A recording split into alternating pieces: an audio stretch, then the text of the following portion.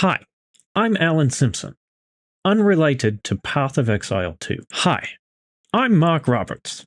Hi. Hi, I'm Jonathan Rogers. This season has been absolutely nuts.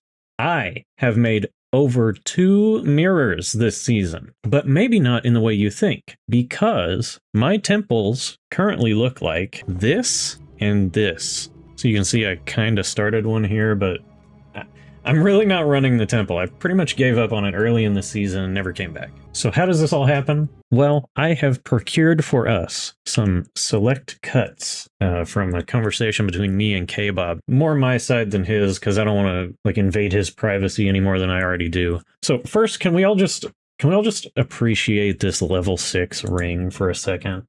This is nuts, actually. So right after we get done leveling, the first thing we do is we get our ascendancies.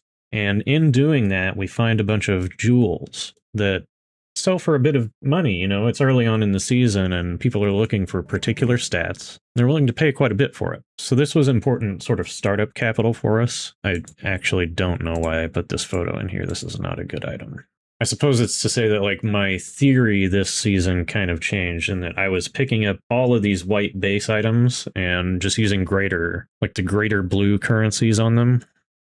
Yeah, because you can run the calculation, and about 1 out of every 30 items, you should get a desirable stat. And so that's important for sort of building a baseline of wealth in the game. Because one thing that we're going to see here is that as prices go up, and inflation did happen this season, one thing that you'll see is that the assets that you find will also be worth more. And so you should be able to kind of ride the wave of that inflation if you're playing the game and finding stuff. Here I say I was up until the wee hours and went on a crafting adventure with many mishaps. And so what happened was I did something wrong in the craft with the desecrate. And so in a fit of rage, I just instantly Omen of Lighted it and tried again. But then I made the mistake of actually going to the market and looking at what an Omen of Light was worth. And it turned out that I could have just bought a bunch more base items for the price of 1 Omen of Light and tried over it again multiple times. So, lesson learned. We should look at the market before we do anything rash. That'll be an important building block this season. But regardless, I had some money at this point, so I was able to craft all of these quarterstaves. And these are the prices that I was listing them at. And this is at the end of December. So the season's been out a couple of weeks, and these are the prices. This one's actually quite nice. It has 18% attack speed. One of these, this one, the second one, did have 26% attack speed before I slapped the +5 to all skills on it. And it did end up eating it. I've been watching the Magi Talisman feed, and I can actually open up one of these feeds right now. Okay, people are posting these, but it's not as fast as I would like, because I'd really like this video to be like a Zoomer sensory overload video by the end of it. Let's do Obliterator Bow, because that is probably moving a little faster. Boom, live search. Right. But during the beginning of the season, this feed is moving very, very fast. There's a bow coming in every few seconds, and you can watch this feed for deals. And this applies to literally any search you could do on the site. You can wait for the item to come in. Here we have some, I'm just bragging to K-Bob at this point. I actually dropped this pair of gloves, and I was kind of like anybody else. I was like, what is this? I'll just throw it in the shop for however much. But I grabbed them back out, and I looked them up on the store. And these are worth so much money, because I think maybe these you could chance orb into a vol unique that then you could do something with, or it's something like that. And this actually introduced me sort of to the exceptional items market. So here we're around the 5th of January, and we're looking at, for a really, really good item. So this is a 170 IPD tier 1 physical with a tier 1 crit, currently at 4.88. This is 150 divines. And I know that if you're looking at prices nowadays, you're not going to find this. People now like drop 150 divines in one temple. And just as another reference, here we have a search for quarterstaves. Now bear in mind that this one down here does have 3 sockets. I literally found out about control right click today because I just like, I never even had a use for it. Everything changed this season in terms of like how I look at things in this game. And just like how once you have some money, things become possible. K-Bob hits his first 155 on a normal Magi Talisman, but those are like fairly expensive at the time. Do I have to recrop this window? Am I like leaning into it too much? I could move my mic. And I respond with, I made a killer ring last night. It's this ring. I think I'm wearing it right now. Yeah. Yeah. I'm wearing it with a Calandra's touch to copy it. It's pretty good. Was that another bow? Do you see how this is almost the price of one with like 3 sockets back in the day? Okay, now we're getting some real money. We're getting some equipment too. And this is making my monk very strong. This one goes in the go f yourself, ground loot is awesome camp. This is actually how I picked it up. Now, I can't use cold damage in this build, so this was a no-go for me, but I don't know, I think I gave this to one of my friends. Now here we have a screenshot from the 11th of January. I think this was a weekend, but 100,000 people were still logging into the game every day. This is like 3 weeks out from a league start, and these are just Steam numbers. I just think that's kind of notable. I mean, I just thought that this season was really good, and in a way it sort of was an endgame patch. I mean, if you played a bunch of the endgame, I think that the density changes were like really significant.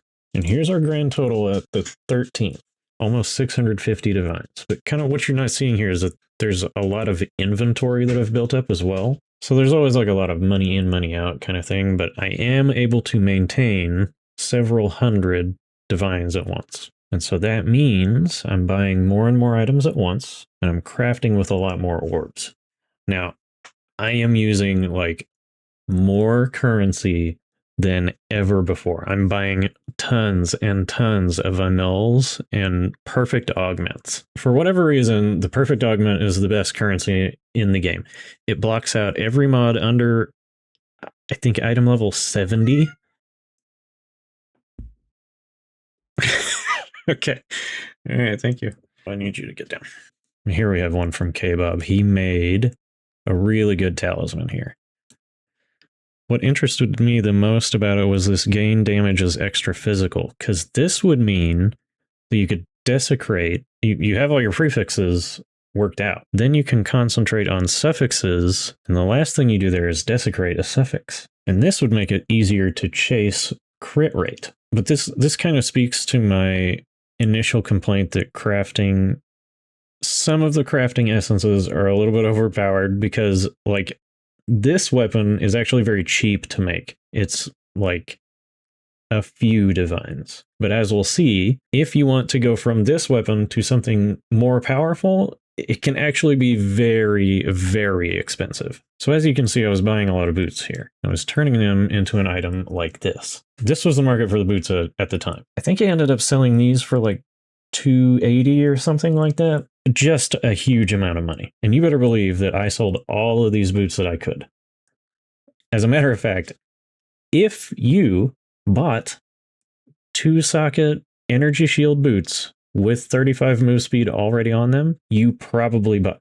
Thank you for your business. There's like a 95% chance that you bought those boots from me. But I had like a boots emporium. I had like everything that you could want. You just pick the one you want. So as you can see, I mean, I'm making a lot of money at this time. I'm buying like a screen or half a screen at a time of items and just throwing them in the stash. And you can actually watch prices on this stuff.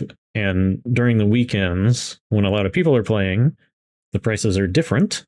They're not always higher or lower. I mean, it can just vary. So if you just have a lot of money, you can stock up on this stuff, and then you could actually just flip the stuff, or you can craft on it and make a bunch of money. what happens here, I mean, the 155 IPD is not like easy to come across. You spend a lot of orbs to get it, but if you spend the orbs, you probably will eventually get it. I mean, there's sort of a calculation you can run for your cost per weapon, and you can price accordingly. Are you gonna jump in that? She's going for it.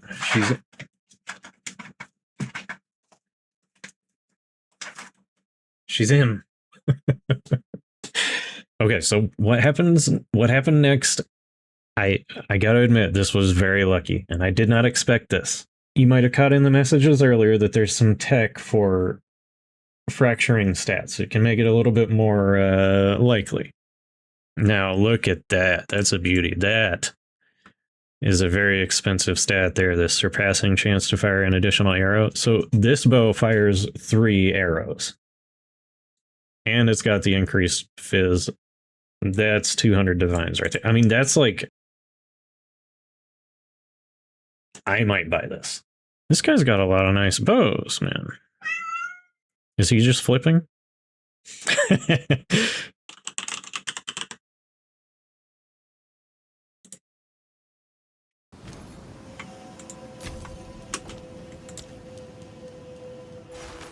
I think I know a guy who might want that. I think K-Bob has a Pathfinder. Bro. I just sniped a deal in this video. Oh, that's cool. It's pretty crazy that happens. So let me refresh this item. You see it goes red because I bought it. Stop it! You're interrupting me! So why is this significant? This roll is really high. This is actually the base value of a Sinister Quarterstaff. Here we see Sinister Quarterstaff is 55 to 91. This is 52 to 92. It's like you put another staff on your staff. Wait, where was I even? Oh, so you might have heard that there's some tech for fracturing items. If you desecrate but leave it unrevealed, then you only need to have 3 additional stats to... Man, that really threw me off. So I did that here. And it picked the flat physical, which was very good for me. So at that point, you're able to annul off 2 of the stats, and then you can just spam chaos orbs to try and get the percent physical, and then we'll work our way up from there. Now, the problem with this is that actually this gives me the date, so I can just go back and pull the footage. I think I'll just play it. This thing says I need to spend 1,000 greater chaos orbs to get the stat I want. Is it RNG? Yeah. So, well, I have this staff. That one prefix is fractured, so it'll never change. Right. So I can have one stat on it. I can just chaos all day. It'll take like 2,200 chaos orbs. That's nothing.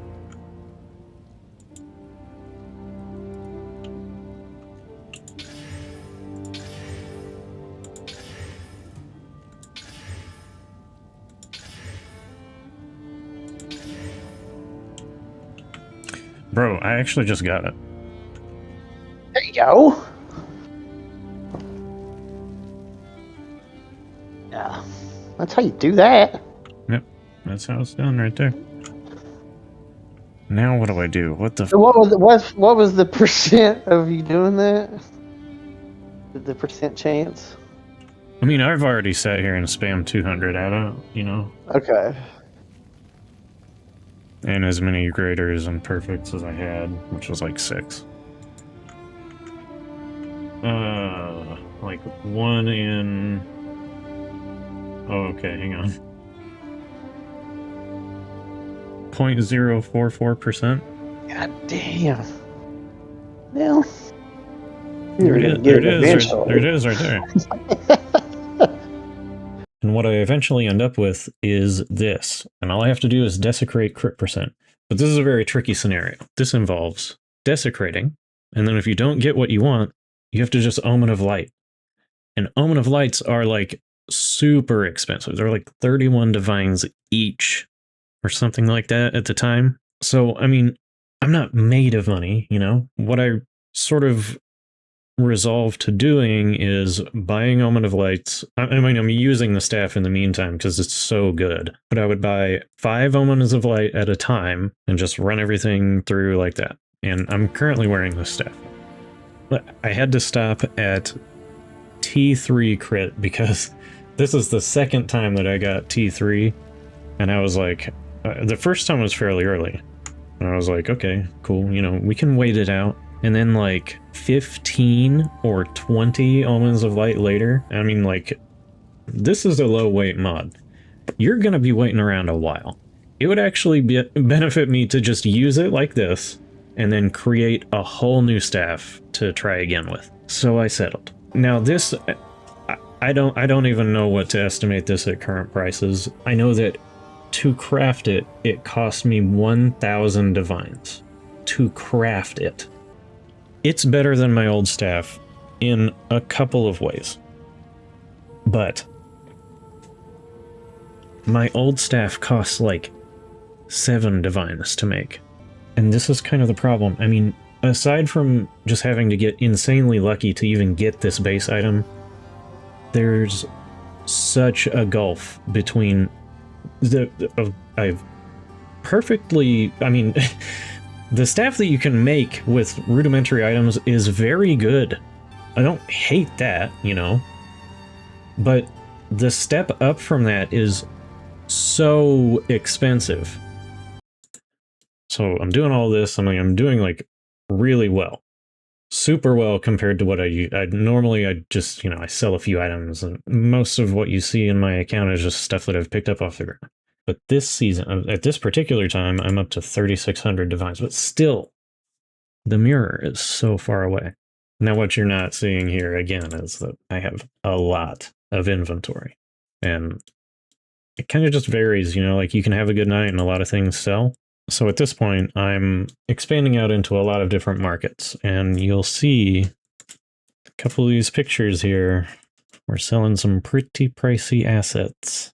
And this, I don't know exactly what goes on, but sometimes somebody would come by the shop and they would just load up, like they're doing something here that they expect to fail 3 or 4 times. I mean, I don't know.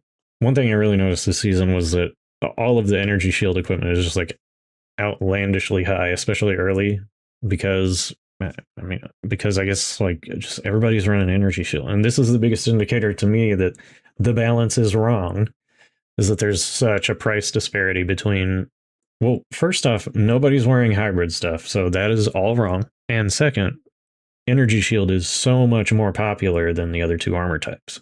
This is an item. I think I made this for myself. Oh, Stormveil. And here, I actually was doing a lot of Sekimas all throughout the season. I found it, I think that like after you have some relics, it's actually pretty fun. And it was actually making me a lot of money because there are some relics and a lot of jewels that are worth a lot.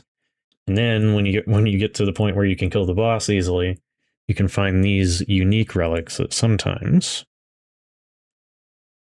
are worth quite a bit. So here we have this item I did flip.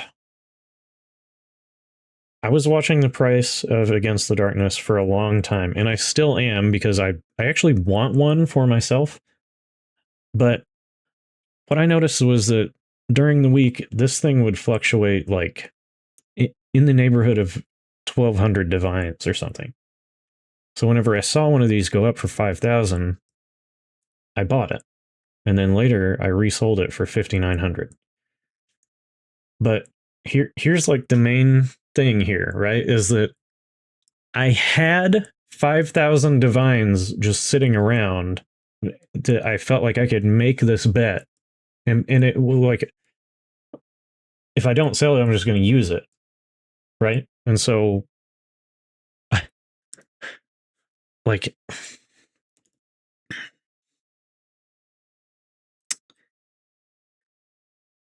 I just kind of don't know how to, I mean, it just sort of opened my eyes to like the world that some of these guys are messing around in, right? That coupled with a few other things selling, got me the currency I needed to purchase a mirror. As you can see here, I still had a bunch of divines left over to, like, I knew I wouldn't be able to make a play like that again, but I could at least, like, buy supplies and start crafting again. And as you can see, I could have done very well on that purchase, but actually there's a problem there, because to liquidate a mirror, and now I've actually lost money on that purchase, but that's fine. I wanted the mirror. But the point is, to liquidate a mirror back into divines, you actually need a significant amount of gold. And there was a point in the season where I had a lot of gold, but once you start messing around in the market, I mean, if you're buying orbs or like transfer, if there's a trade you can do, Can I help? like nearly all the time, where you do. Let's just say, for example, you have divines. You want perfect dogs. Well, you can get them 112 right now. So 5 gets you 60. If you first turned 5 divines into 1160 exalts, and then turn those 1160 exalts into perfect dogs, you get 68. Now this is a little bit nerfed right now because it's late in the season, but it's about right. Typically you're going to make out about 10% on that purchase. But it does cost you some gold. And the thing that seems to be suffering right now is that divines aren't worth as much in terms of exalts, because people can just go drop a bunch of divines. And of course, if you were willing to sort of play the prices a little bit more, you can get more out of that deal. That trade has existed all season. It's just a tax that people are paying by dealing directly in divines.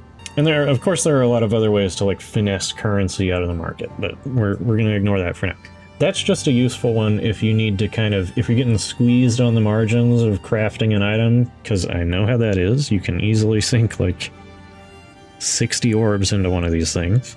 How did I get here? Oh yeah, we were talking about how I don't have any gold and why. Okay, just sort of to, I mean, I guess this goes with what I was just talking about. K-Bob sent me this picture later in the season. This is not his, it's just a screenshot that he found online. You can see that this person picked up 23,000 divines. I mean, that's kind of what we're talking about here. So in this case, the divines were out there in the market. I'm just soaking them up by selling assets. So overall, crazy season, crazy crafts. I can't believe the strength of this staff. This character is stupid. Make sure I get 7. With 7 power charges, we're looking at 1.2 million damage on the projectile from Falling Thunder. Just crazy. The gloves I have on my character are right here. I got these pretty early on in the season, where if you had a good pair of attack gloves that had any amount of attack speed on it, with the 60% increased effect of socketed items, you were in the money. Now, even though this is only 10% increased attack speed, it would have been worth... I was putting it up in the shop for like 180 or 200 divines, and I would go to work, and then I'd come home, and I would take them out of the shop to use them during the day. And after the second night of having them in the shop, I came home from work and I was like, I hope that nobody bought them, because I want to use them again. And so I just like didn't sell them. Let's talk about this character though a little bit. So I mean, I played Invoker Monk, I think 2nd season, maybe. Really liked it a lot. In terms of playing, I think that the Spark Witch probably kills things a little bit faster, but in terms of actually playing the game, I like this character the best out of all the characters. That even Explosive Grenade, I like this one the best now. They fixed all of the issues that I had with the character initially. With one move, this Lingering Illusion, It's so amazing. Whenever an enemy hits the illusion you leave behind, they create 1, or with some support gems, 2 power charges left on the map for you to roll back over and get. And this changes the boss fights completely. It used to be really difficult to sustain high damage output in that scenario because you would be reliant on killing your minions like that. Right now I'm generating power charges in 3 ways. I can cast Profane Ritual myself on corpses on the ground, I can cast Profane Ritual on my skeletons, or I also have it casting on crit.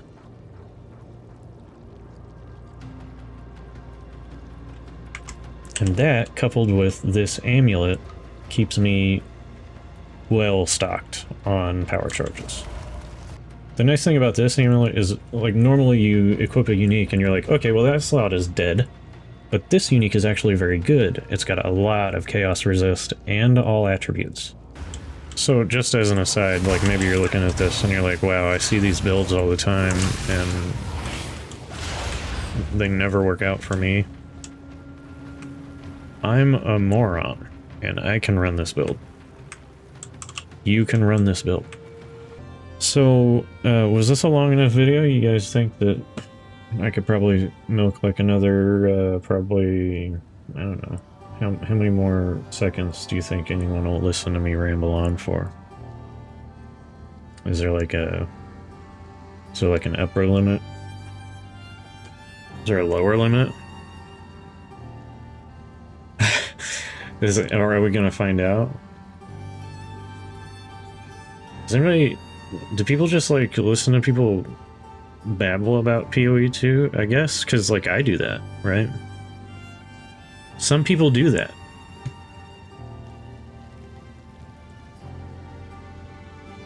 I think some people do that. Hey. Thanks for watching. This one was actually, like, kind of a joy and a relief to make, because I